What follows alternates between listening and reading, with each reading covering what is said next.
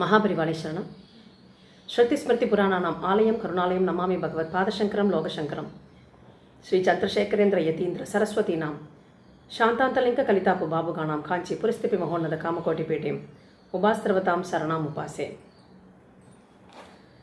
மகாபரிவா வைபவம் இந்த சேஷாத்ரி சுவாமிகள் ஞானானந்தகிரி சுவாமிகள் இன்னும் நிறைய குருமார்கள் மற்றும் புராண கதைகள் இதெல்லாம் நம்ம சேனல் வழியாக நிறைய விஷயங்கள் சொல்லின்னு இருக்கேன்.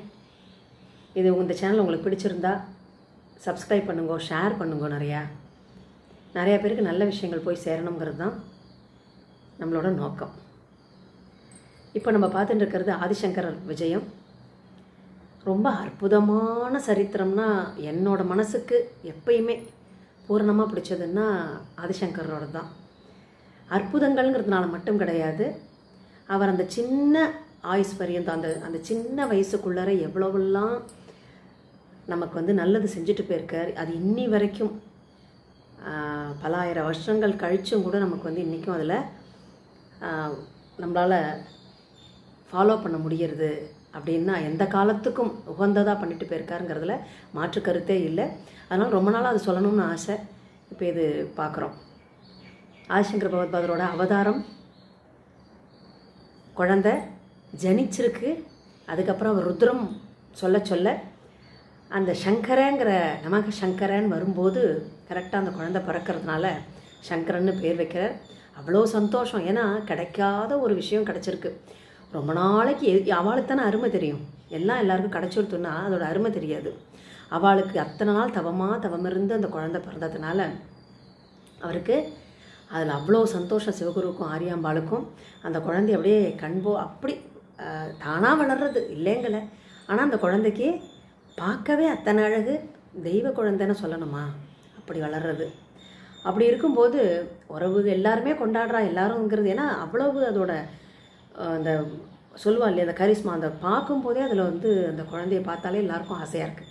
அப்படி ஒரு குழந்தை அந்த ஒரு தவழறது உட்காரும்போது அந்த காலத்து வழக்கப்படி என்ன பண்ணுவாலாம், அதுக்கு முன்னாடி இந்த விளையாட்டு பொம்மை ஏதோ மண் பொம்மையெல்லாம் விளையாடுமோன்னுமோ, அந்த பொம்மைகள் ஏட்டு சுவடிகள், அதுக்கு எதில் இஷ்டம் இருக்குது அப்படின்னு பார்க்கறதுக்கு அது மாதிரி பண்ணுவாளாம். ஏட்டு சுவடிகள், ஆயுதங்கள் ஏதாவது அந்த கத்தி கபடா அந்த மாதிரி ஏதாவது அது எதில் போகுங்கிறது அது தீர்மானம் வைப்பாளாச்சு. ஏன்னா அவளுக்கு தெரியாது இல்லையா அந்த பரமேஸ்வரனே பிறந்திருக்கான்னு. அப்படி காமிக்கும்போது அந்த குழந்தை ஏட்டு சுவடியை தான் எடுத்துதான் சங்கரன். அப்படி ஒரு அழகு. நடக்க ஆரம்பிக்கிறது ரொம்ப விஷமம். அவள் எப்படிலாம் ஆசைப்பட்டாலோ இல்லை ஒரு ஸ்டேஜில் நமக்கு ஏது இந்த பாக்கியம்லாம் விரக்தியே ஆனால் கூட அப்போ என்னாச்சு, இந்த குழந்தை பிறந்து அவளோட அத்தனை ஆசையும் அபிலாஷம், ஓ இப்படி தான் குழந்தை இருக்குமோ அப்படின்னு ஒரு தாபத்தில் இருக்கிறவாளுக்கு ஏற்படுற உணர்வெல்லாம் அவளுக்கு ஏற்பட்டது. ரொம்ப விஷமம். என்னென்ன மாதிரிலாம் நம்மலாம் ஆசைப்படுவோமோ அந்த மாதிரிலாம் அழகழகாக அந்த குழந்தை விளையாடுறது. அதோட அழகை விட அதோட அறிவு அவ்வளவு சாத்தியமாக இருந்ததுதான். அந்த அறிவை விட இன்னும் அதோட பிஹேவியர், ஒரு பணிவு, நடத்தை எல்லாமே அவ்வளவு அழகு. 3 வயசுக்குள்ளார அதுக்கு வராத வார்த்தையே கிடையாது. அப்படி ஒரு ரொம்ப திறமையான குழந்தை அப்படிங்கிறத பார்க்குறோம். அன்றைக்கி அவள் அப்பா ஊருக்கு போகிறதா இருந்தது. ஏற்கனவே நம்ம பார்த்தோம் முதல் அத்தியாயத்துலேயே அவர் எக்கச்சக்க பூஜை 12-1 மணி ஆகிடும் அந்த காலத்து மனுஷா. அந்த பூஜையெல்லாம் சாநித்தியம் இதோட சாங்கோ பாங்கமாக பண்ணுறதுக்கு அந்த மாதிரினா அவர் ஊருக்கு போகிற, வெளியூர் எங்கேயோ. உடனே இந்த குழந்தை என்ன தீர்மானம் பண்ணிக்கிறது, எப்படி நம்ம இன்றைக்கி அந்த அன்னபூர்ணிக்கு எல்லாத்தையும் வச்சு நைவேத்தியம் பண்ணுவாளே அப்பா, அந்த மாதிரி நம்ம பண்ணணும் அப்படிங்கிறதெல்லாம் அது மனசில் வாங்கின்னு இருக்கு. அந்த மாதிரி செய்யணும். சுவாமிக்கு நமக்கெல்லாம் அன்றைக்கி தினமும் அம்மா சொல்லுவாள், நமக்கெல்லாம் படி இழக்கிற அன்னபூர்ணிக்கு தினமும் நைவேத்தியம் பண்ணாமல் சாப்பிடக்கூடாது அப்படிலாம் சொல்லவும் அதுவே இதுகளுக்கு மனசில் பதிஞ்சிருக்கு. அதனால் சுவாமிக்கு நைவேத்தியம் செய்யாட்டினா நமக்கு இதுவே கிடையாதுங்கிற மாதிரி ஒரு மனசில் எண்ணிண்டு அந்த குழந்தை தனக்கு பால் கிண்ணம் கொடுப்பா இல்லையா, அதை கொண்டு போய் அந்த சுவாமி கிட்ட வச்சு அன்னபூர்ணி கிட்ட வச்சு க்ஷீரம் நிவேதியாமின்னு சொல்லிட்டு, அதுதான் வராத வார்த்தையே கிடையாது, க்ஷீரம் நிவேதியாமின்னு கொடுத்துட்டு கண்ணை முடினுடுத்து. அம்பாள் பார்த்தா இதோட விளையாடி பார்த்தா தான் என்னன்னு தோணிது இல்லையா. குழந்தைன்னா குழந்தையோட தகுந்த மாதிரி விளையாடணும். ஏன் இந்த குழந்தைக்கு அப்போ அவளோட ஞானப்பாலையும் கொடுக்க வேண்டிய தருணம் அது. அதனால் அவள் அந்த பாலை குடிச்சுட்டா. திடீர்னு இந்த குழந்தை கண்ணை திறந்து பார்த்ததும் பார்த்தா அங்கே கிண்ணம் காலியாக இருக்குது. இது என்ன நினச்சின்னு இருக்குன்னா, அந்த கண்மூடி வேண்டிக்கணும், இதுக்கு வேறு ஆகாரமே கிடையாது. பால் குடிக்கிறது குழந்தை, இன்னும் ஆகாரம்லாம் அதுவாகலை. கண் கலங்கி பார்த்தாக்கா அதில் ஏனத்தில் ஒன்றுமே இல்லை. பெரிய புராணத்தில் இவர் எழுதுகிற மாதிரி ஞானசம்பந்த பெருந்தகைக்கு அந்த பால் வேண்டி அழுதான் அப்படின்னு சொல்கிறாரு இல்லையா. கண்மலர்கள் நீர் ததும்ப கை மலர்களார் பிசைந்து வண்ண மலர் செங்கனிவாய் மணியதரம் புடை துடைப்ப எண்ணில் மறை ஒலி பெருக எவ்வுயிரும் குதூகலிப்ப புண்ணிய கன்றனையவர்தம் அனைவர்தாம் பொறுமை அழுதருளினார். அழுதழுது அது கண்ணே வீங்கி போச்சான். நம்ம ஞானசம்பந்த பெருமானுக்கு உமையம்மையே வந்து பாலை கொடுத்தது. அது மாதிரி அந்த பாலுக்கு அழுததை சேக்கிழார் அவ்வளோ அழகாக பாடியிருக்கும்போது, இங்கே என்னென்னா, இந்த குழந்தை கண்ணை மூடி திறந்து பார்த்தா காணோம். திருப்பி இதுக்கு ஒரே கண்ணை என்ன பண்ணுறதுனே ஒரு நிமிஷம் அதுக்கு புரியல. நம்ம குடிக்கிறதுக்கு பாலே இல்லையே அப்படின்னு சொல்லிட்டு தாபத்தோடு திருப்பி அந்த கிண்ணத்தை பார்த்தா என்ன இருக்குது, திருப்பி பால் இருக்குது. அது அம்பாளே அவருக்காக வரவழைச்சி கொடுத்த ஞான ரசம். அது அந்த அந்த ஞானத்தை இப்படி தான் இல்லாமல் எதுக்காக இருந்தாலும் சக்தி தானே ஆதாரம். அவள் கொடுத்ததை அந்த பருகி ஒரு ரொம்ப எப்படி சொல்கிறது, ஞான வைராக்கியம் எல்லாமே அவருக்கு கிடச்சிருத்து.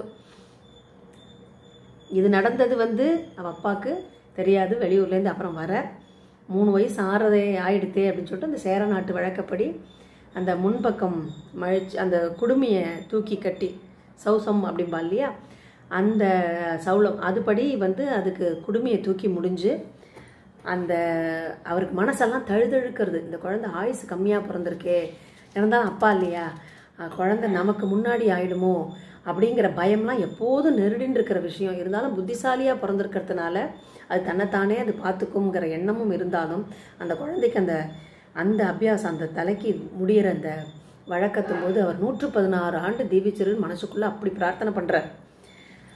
அதுக்கு முன்னாடி நம்ம முந்திண்டா போருங்கிறது மட்டும் இருக்குது. அந்த குழந்தை போய் நம்ம இருக்கக்கூடாது, அதுக்கு முன்னாடி நம்ம முந்திண்டா போருங்கிற ஒரு எண்ணம் மட்டும்தான் அவருக்கு இருக்குது.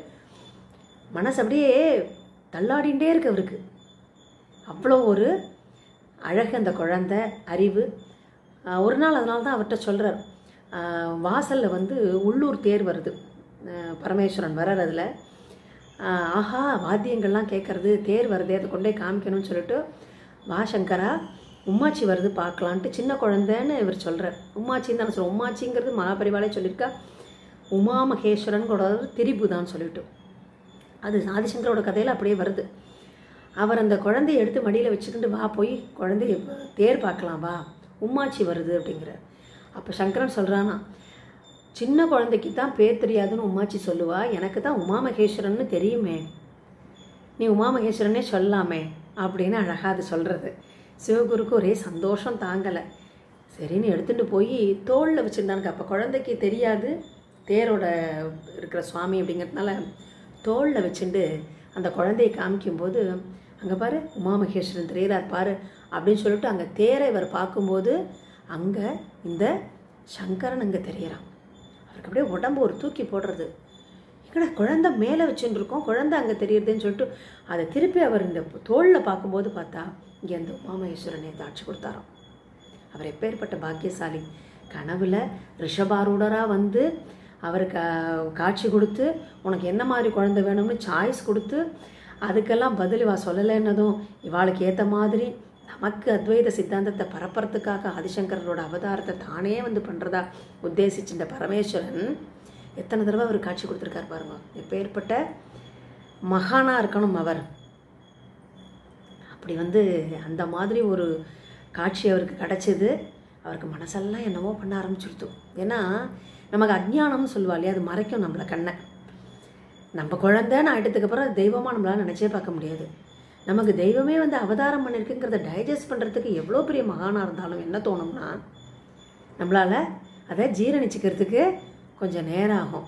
அது எதனால் அவர் காட்சி கொடுத்தாரோ, நம்ம இனிமேல் இருக்க மாட்டோமோ என்னமோ அவருக்கு தோணித்து. அதே மாதிரி அந்த குழந்தைக்கு அந்த பூணல் போட்டு இந்த காயத்ரி உபதேசம் பண்ணுறதுக்கு அவருக்கு 100 மடங்கு 1000 மடங்கு தகுதி இருந்தாலும் அவரால் செய்ய முடியாதபடி அவர் உலக வாழ்க்கையை நீத்துக்கிறார். அது வந்து ஒரு பெரிய ஆதிசங்கர பகவத் பாதருக்கு அது விதிக்கப்பட்டது அப்படின்னா கூட அந்த குழந்தைக்கு எல்லாம் இருந்தும் அந்த மாதிரி ஒரு தகப்பனார் வந்து அதுக்கு இன்னொருத்தருக்கு குறிப்பின இருந்திருக்கு. ஒரு நெருங்கிய உறவினர்களே யாரோ அவருக்கு அந்த உபதேசம் பண்ணுறதுக்கு, ஏன்னா உடனே கர்மா பண்ணணுங்கிறதுனால அந்த பூனல் போட்டு வச்சு காயத்ரி உபதேசம் அவருக்கு ஆறுது. எப்பேற்பட்ட மகானோட சரித்திரத்தை நம்ம பார்க்குறோங்கிறத நம்மளும் உணரணும். ஏன்னா நம்ம இந்த சனாதன தர்மத்தை தூக்கி நிறுத்துறதுக்கு அப்பப்போ அந்த அருளாளர்கள் ஜீவிச்சு நமக்காக அதை தூக்கி நிறுத்துறதுக்காக எந்த காலத்துலேயும் இதுக்கு அழிவே கிடையாது. அதுதான் நம்ம உணர வேண்டிய ஒரு விஷயம். மாற்றங்கள் வரலாம், அதுதான் சாஸ்வதம் அவாவா நினச்சிக்கலாம், ஆனால் நிச்சயமாக கிடையாது. ஏன்னா யுகம் யுகமாக எத்தனையோ மதங்கள் வந்து இதை அழிக்கிறதுக்கு முயற்சி பண்ணாலும் எந்த ஒரு மாற்றமும் இல்லாமல் அது அதோட பாட்டுக்கு அதோட ட்ராவலில் எந்த ஒரு இடைஞ்சல்கள் வருது, ஆனால் முடிவு ஏற்படாது. அந்த பரமேஸ்வரன் விடவே மாட்டாங்கிறதுக்கு இதெல்லாம் ஒரு சத்தியமாக தெரிஞ்சுக்க வேண்டிய உண்மை. அது மகாபரிவாளை சரணம்.